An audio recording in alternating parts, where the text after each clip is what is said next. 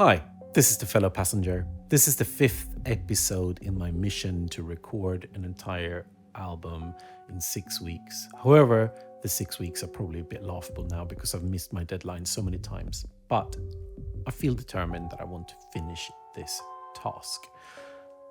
I'm going to keep this episode fairly short, I think. I just want to show you what I have done. But just to do a little recap, and especially if you're new to this channel, the first episode was about planning this project. The second episode was to create a whole bunch of sounds that would tie the album together. Episode 3 was going to be composition, and episode 4 was going to be arranging. Episode 5, which is this episode, is going to be about mixing and mastering, which it is.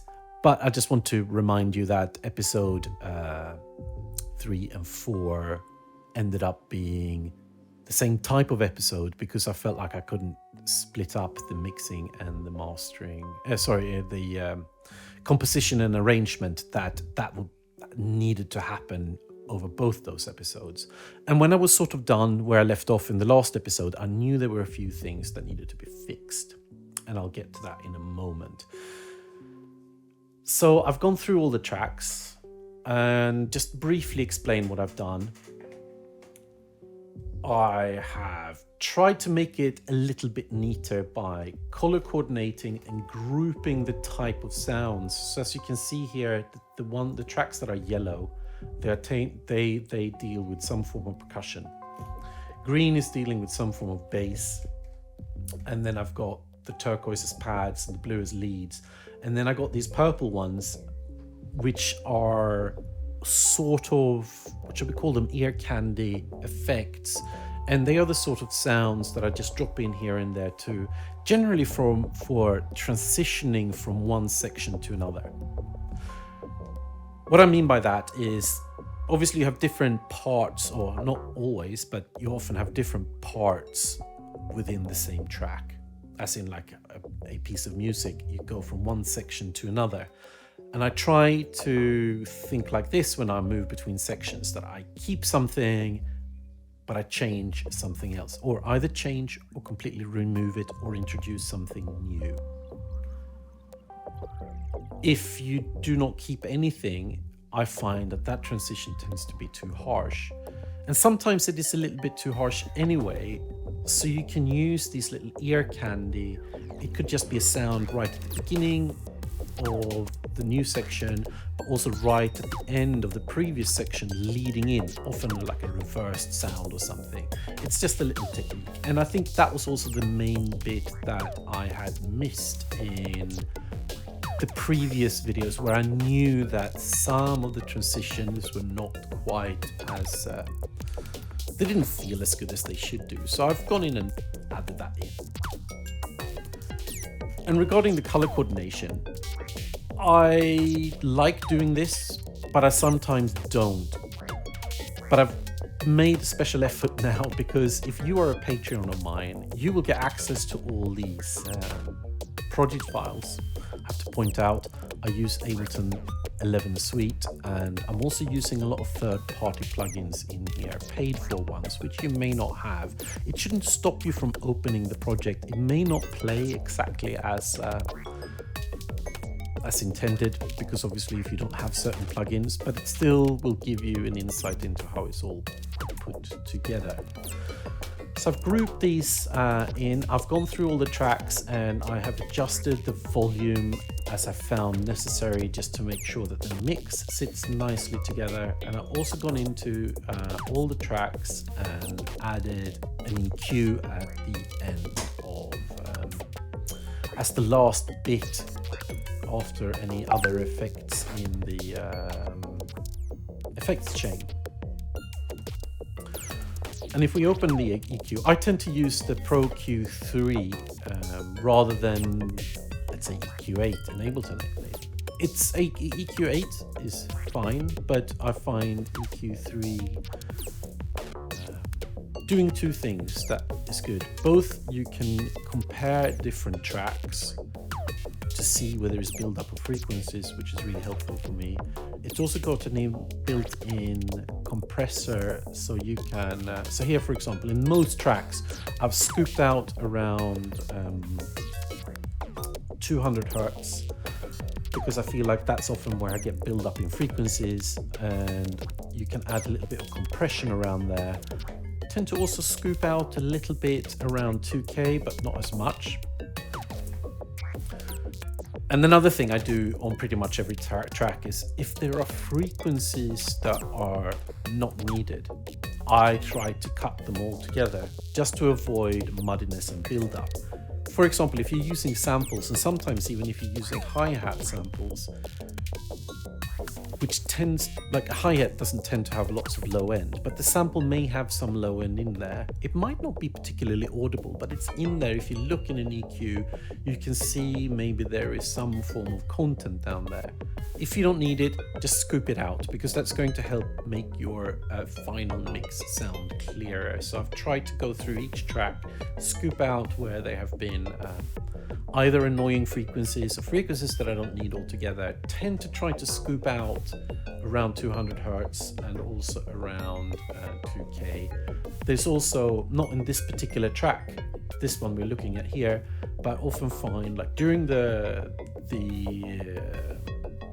composition stage, I tend to have too much bass. Not deliberately, it's just the way it is. So I also go in and sort of scoop out some of the bass because it's generally quite bass heavy anyway. So I've gone through that and added that on each track. And then if we say that that is the mixing, so if we recap, I've grouped, just to make it easier to get an overview, I've grouped the different types of sounds, I've labeled them, I have put the EQ on and scooped out frequencies that I don't need or where there is a lot of frequency build up. I've also adjusted the volume just to make the mix sit nicely together. And I also fixed any transitions, which is not strictly speaking the mixing stage, but it just worked out that way that I felt like when I was listening to it, I needed to fix some of those transitions between different sections. And then I've gone into the master. I am not a mastering engineer, and I don't know what I'm doing.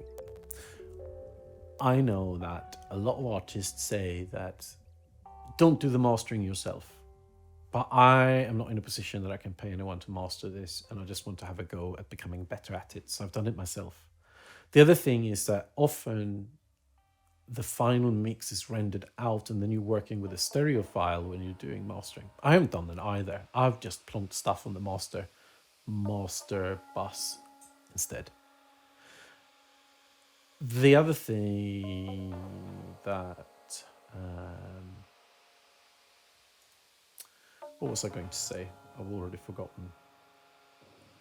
Oh yes, I suppose that I might be wrong here, but when you master, the idea is that you are making your track ready for different formats. Let's say it needs to sound nice in the car stereo, it needs to sound nice in the radio, it needs to sound nice in a big sound system, it needs to work on in all sorts of, like, what does it sound like through laptop speakers, etc. Now, I don't think my music will be played on the radio. I perhaps see this rather than for that purpose, that I just do a little final cleanup on the entire mix, which will include some EQing. I'm using a limiter here. I haven't put any compression. I think on some of the tracks I have used a little bit of compression on the final stage. I quite often do that, but I haven't done that here. I've got a limiter.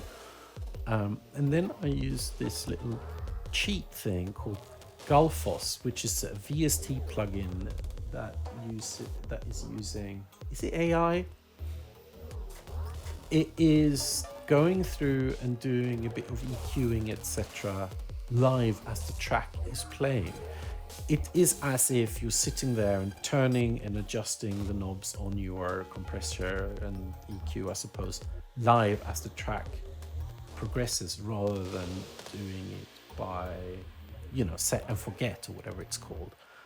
And I tend to find that Gullfoss, even though the difference is not huge. It just makes everything sound better. It's, I suppose, a little bit of magic sauce, and it helped me. And then I've put another EQ at the end.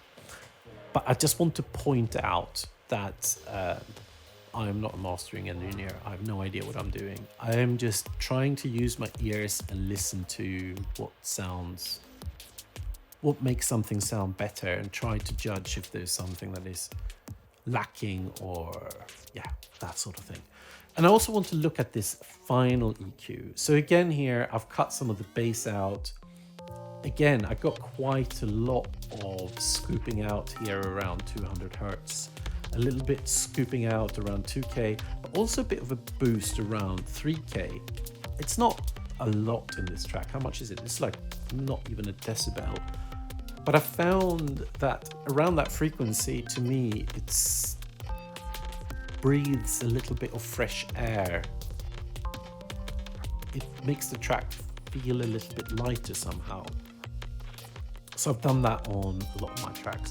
But I suppose what I've done, I've tried to use my ears to make things sound all right. And even though maybe the chain here at the end is not identical, certainly the settings are not identical, but there may be some variations with compression and things here on the master, but the idea is the same. It's just to get them to sound both as good as they can, but also make them feel like they belong together, all the different tracks, when I've rendered them out. And I think that's what took quite a while. I set them up and rendered them out and compared them and kept going back and tweaking stuff. The other thing is that obviously for my music, I use a lot of randomization, things like expression control and LFOs and things, which doesn't guarantee the same result every time I render something out, because the random values will be different. So there were on a few occasions where I just wanted to re-render it just to get the more interesting result.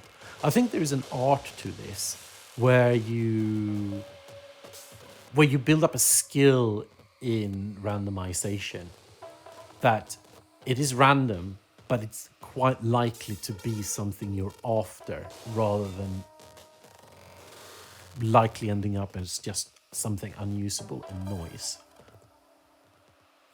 I don't know if there is much more to say, apart from, if you feel like you can support this channel as a thank you. Sorry, let me rewind.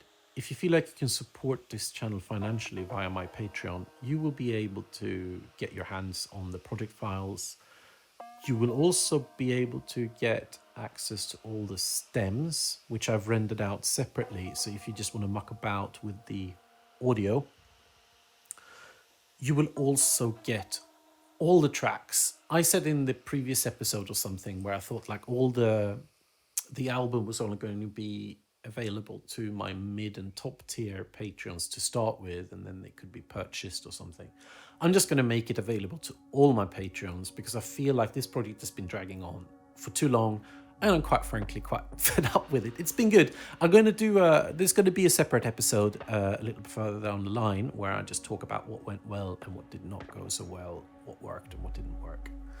There are 2 episodes left. It's that episode which will be the last one. The next episode will be about making the packaging, and I call it packaging. It's going to be design, cover, also giving the tracks names. I've ordered the tracks in the way that I want them now, from 1 to 6.